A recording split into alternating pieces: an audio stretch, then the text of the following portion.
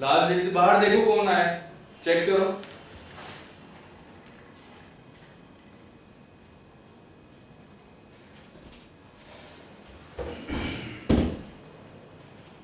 आप कैसे भाई आए?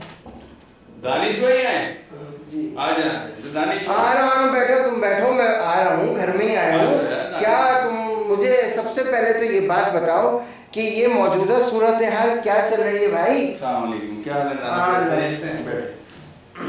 सबसे पहले तो मुझे ये सबसे पहले तो मुझे ये बताएं, ये क्या मौजूदा सूरत हाल चल रही है? एजुकेशन का क्या सिस्टम चल रहा है? भाई एजुकेशन देखें, शुरू से ही जो है ना हमारे यहाँ पे जो हमारा साउथ एशिया, इसमें खास तौर पे पाकिस्तान की तरफ आ जाए। साउथ एशिया में और भी कंट्रीज आते हैं, दूसरे बांग्लादेश है, श्रीलंका है और दूसरे कंट्रीज है, सब आते हैं। लेकिन पाकिस्तान के हवाले से अगर बिलखुसूस आप स्पेसिफिकली बात कर रहे हो तो इसमें फ्यूडलिज्म ने शुरू से पंजे गाड़े हैं, जो कि वो जानबूझकर और खुद से कोशिशें करके एजुकेशन को ऊपर नहीं आने देते हैं, क्योंकि उनके मकासद हल नहीं होते। उनके मकासद को तो छोड़े ही, तो पॉलिटिकल बात बन जाएगी। हम इस बात पे, इस बहस पे नहीं जा रहे। मैं ये कह रहा हूँ आपको, तुम जानते नहीं हो हमारा रिश्ता, तुम पहचानते नहीं हो।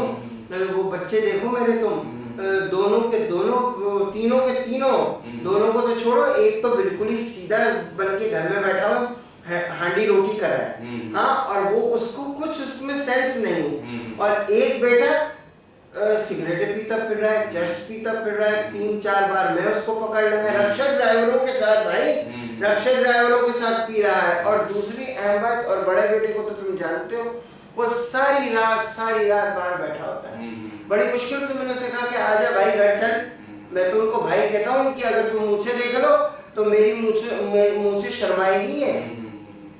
नहीं फैसल भाई, यहाँ पे बुनियादी पॉइंट ये आता है कि बचपन से क्या तरबियत की आपने, क्योंकि बचपन से बड़ा अहम होता है रोल माँ बाप का कि वो बच्चे को क्या माहौल फराहम करते हैं। देखिए हमारी बसारत, हमारी जो समात है, ये बहुत अफेक्ट करती है हमारे बचपन पे।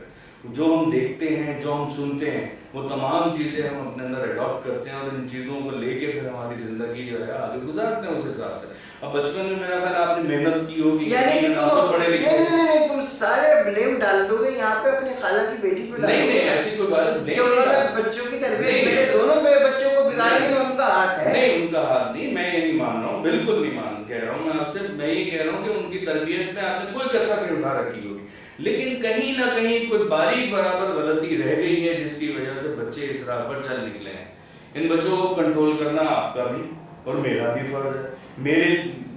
मुझसे जो आप खिदमत चाहते हैं, क्योंकि एजुकेशन से वाबस्ता हूँ, तो मैं इंशाल्लाह जो खिदमत मुझसे चाहते हैं मैं तैयार हूँ। अरे मैं तुमसे मिलने गया था, तुम्हारे स्कूल गया था, अपनी छोटी बच्ची को, मुझे मालूम है वो बड़ा अच्छा सिस्टमेटिक निज़ाम से तुम अपना स्कूल चला रहे हो। वहाँ मैं ले गया, मैं अपने ही स्कूल में आया हूँ और मैं ही आधे घंटे तक बाहर बैठा रहा। नहीं ऐसी कोई बात नहीं। इसका मतलब तो ये, तो तुम चाह रहे थे कि मैं ना अपनी बच्ची को, नहीं ऐसी कोई बात नहीं। वैसे में बात ये है कि रश टाइम में आए होंगे, उस वक्त रश होगा, कुछ लोग आए हुए होंगे मिलने, तो ये प्रॉब्लम थोड़ा सा हो जाता है। ये बात आपकी मानने की कि वहाँ लोग तो थे, हाँ, तो वो टर्न ओवर, लेकिन फिर भी कोई आया है, वो खुद परेशान है, तो जरा सा देख ले, अपना भी आया है, सोच के आया हो। कभी कभी बड़ा मायूब लगता है कि हम गए भी और मायूस लौट भी। चलिए नेक्स्ट टाइम इंशाल्लाह ख्याल रखेंगे। आपकी ये कंप्लेन दुरुस्त है, बचा है, मैं इंशाल्लाह पूरा ख्याल करूंगा, बल्कि अपनी रिसेप्शनिस्ट को खास तौर पे ये तलकीन कर दूंगा कि ये अपना दानिश भाई आए तो इनका खास ख्याल रखा जाए और मुझे कोशिश की जाए जल्द से जल्द मिलवा दिया जाए। अच्छा, आप कह रहे थे बच्चों के हवाले से कुछ? हाँ, मैं यही कह रहा हूँ, एजुकेशन के साथ क्योंकि अब देखो एक कॉलेज जाता है। अब मुझे ये बताओ, मैंने कौन से कॉलेज में दाखिला दिला दूं? सब जगह तो पॉलिटिकल पार्टीज भरी पड़ी हैं, कहाँ ले जाऊं? कौन मुझे बता दे। और मेरे कुछ समझ में नहीं आता कि मैं कहाँ दाखिला दिलाऊं, कहाँ ये पढ़ लें।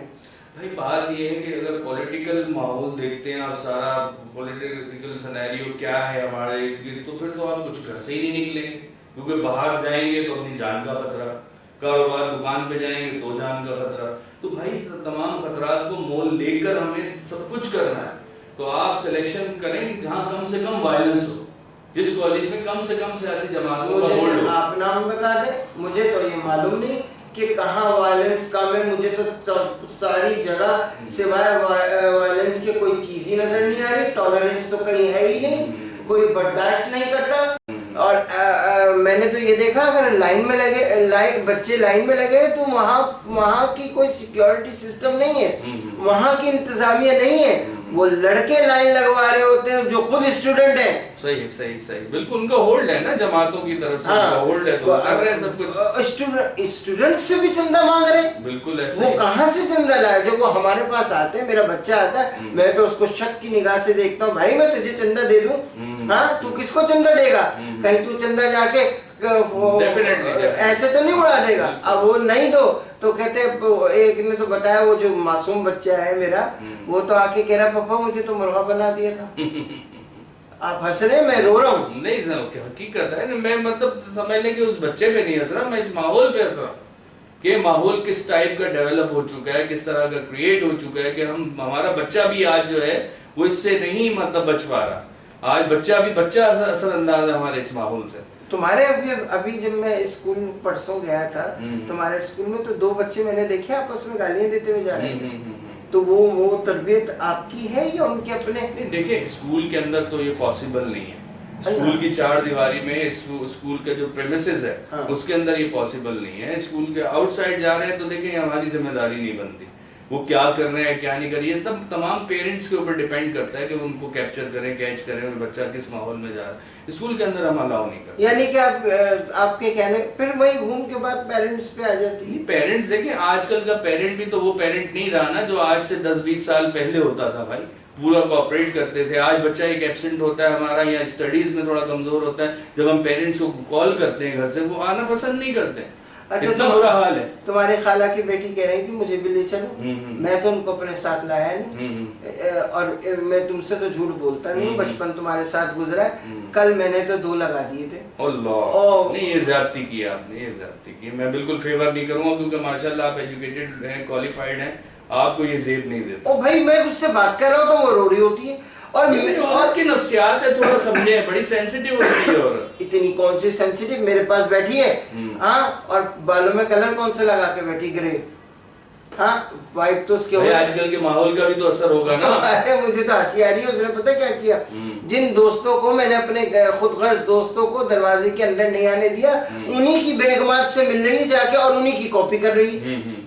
मैं कह रहा हूं उनको घर में नहीं घुसने देना, वो पहुंच भी जाती है।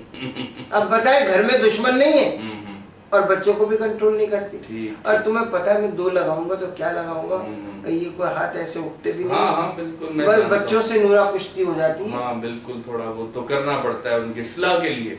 बताइए, इस्लाह के लिए आप अगर मारपीट कर रहे हैं तो वो इसमें ऐप भी नहीं है। अच्छा, आप यानी कि आप रिकमेंड कर रहे हैं कि मैं उनको, नहीं मैं ये नहीं कह रहा हूं कि आप मेरे बराबर में फ्यूचर आप, अरे मेरे बराबर में एक पड़ोसन रहती हैं, उनका कारनामा क्या है, जरा सी आवाज सुनती है और घर में दाखिल। उन्होंने कहा भाई ये क्या तुमने दंगल बना लिया, अपने घर को अस्तबल बना रखा है। रोजाना बच्चे घोड़े गधे थोड़ी हैं जो रोजाना तुम हाथ उठाते हो उनके ऊपर गिरबान फाड़ देते हो और घर से बाहर निकाल देते हो। ये कौन सा तरीका है तुम्हारा? तो ये आपकी ज्यादती है ना कि एक ही अमल रोज दोहरा रहे। मार से बेहतर है जबान की काट, तलवार से भी ज्यादा जबान की काट होती है। आपने मिसाल सुनी होगी, तो आप समझाने की कोशिश करें, पहले उनकी नफ्सियात को समझे, बच्चों की भी और बेगम की। जहां पे कमी है उस हिसाब से फिर आप फैसला करें कि मुझे कैसे समझाना। देखिए, मारपीट से बच्चे ढीठ हो जाते हैं और वो बिल्कुल भी समझ नहीं पाते हैं कि किस तरीके एक्स्ट्रा जितनी ज्यादा आप मार रहे हैं इससे तो ढीठ हो जाएंगे। बल्कि देखें, ये टिश्यू पेपर बना रहे हैं, इसका भी बुरादा चल रहा है। कोई चीज, कोई ऐसी चीज नहीं है यहाँ पर जो 1 नंबर की हो। ये कौन से VIP रखे हुए आपने, ये टिश्यू पेपर्स हैं। देखें, अगर ये मुंह साफ कर लेना, आप यकीन करें, इससे मैंने मुंह तो साफ कर लिया है और मेरी नाक में खारिश हो रही है, छींके रोक के बैठा। असल में बात ये है कि अपने कंट्री की कंडीशन, हालात को, सर्कमस्टेंसेस को बहुत अच्छी तरह, यानी कि तुम हर किसी को माफ कर रहे हो। मैं माफ नहीं कर रहा हूँ, अभी मैं ये कह रहा हूँ कि जिस माशरे में हम रह रहे हैं सबसे ज्यादा प्रॉब्लम यहाँ पे एजुकेशन की है। मैं बार बार वही बात करूंगा, एजुकेशन तो की है। जो वो माशरा, कौन सी एजुकेशन आ गई? देखिए, वो माशरा ऊपर लिफ्ट होता है, वो माशरा तरक्की करता है। अपने इर्द गिर्द भी नजर उठा लें, हिस्ट्री भी पढ़ लें, वो माशरा लिफ्ट होता है, वो माशरा तरक्की करता है जिसके आम अवाम तालीम याफ्ता हों। जब तक हम तालीम को अहमियत नहीं देंगे, तालीम याफ्ता नहीं होंगे, तालीम की अहमियत को नहीं समझेंगे, हम तरक्की याफ्ता कौमों की सब में शुमार शामिल नहीं हो सकते। आपकी नजर में तालीम है क्या? मेरी नजर में तालीम ये है कि इंसान को सबसे ज्यादा जहन में सोचने समझने का शऊर पैदा करती है। यानी कि मैं जो आपके इंसान सामने कहीं बैठा हूँ, शिकस्त- मुझे आप समझा रहे हैं छोटे बच्चे की तरह लॉलीपॉप दे रहे हैं, मुझे कुछ शऊर ही नहीं है। नहीं, मैं ये नहीं सीधा कह सा रहा कह हूँ, दें। मैं ये नहीं कह रहा हूँ। माशाल्लाह आप बहुत क्वालिफाइड हैं, आप समझदार हैं, तभी तो आज अपने बच्चों के लिए आप थोड़ा वरीड हैं कि मेरे बच्चे तालीम याफ्ता हो। वो क्यों गंदे माहौल में बाहर जो है घूम रहे फिर रहे और टाइम जाया कर रहे हैं। ये चाय ले आए नजीर, चाय ले आइए, फैसल भाई चाय ले। भाई हम तो 2 बैठे थे, ये 3 कप कहाँ से बना लिए तुमने? ये हमारे खानदानी मुलाजिम है अच्छा, और माशाल्लाह अपनी चाय खुद ही बना ली? नहीं बना लेते हैं। अच्छा अच्छा, कोई बात नहीं, बैठे बैठे बेटा, एक नहीं, एक और कप पीजिएगा। हाँ जी। सोएंगे कब? हाँ, जागने का तमाशा है सारा। पिए पिए, बस वहीं बैठे। और क्या मसरूफियात हैं फैसल भाई आजकल?